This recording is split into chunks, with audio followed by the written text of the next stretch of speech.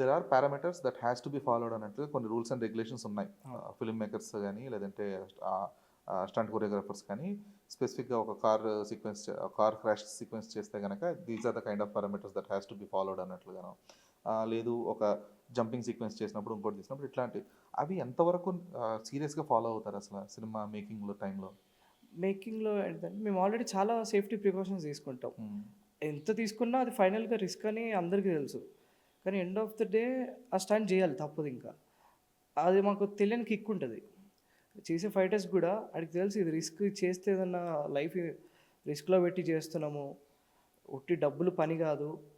నేనొకటి జేయాలి. As a ఫైటర్‌గా నాకు గుర్తుండిపోయి ఒక స్టంట్ జేయాలి అని వాని లోపల ఉన్న కోరిక వల్ల ఇప్పుడు మనం చూస్తున్న కార్ స్టంట్స్ ఇవన్నీ, బైక్ స్టంట్స్ ఇవన్నీ అయితా ఉంటాయి.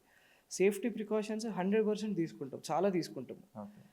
కానీ ఆ ఎగ్జిక్యూషన్ అప్పుడు మాత్రం జడ్జ్ చేయలేము. అరే! కన్ఫర్మ్ షాట్ ఇది సేఫే అనుకుందే అయిద్ది అని మాత్రం ఎవ్వరం జడ్జ్ చేయలేము.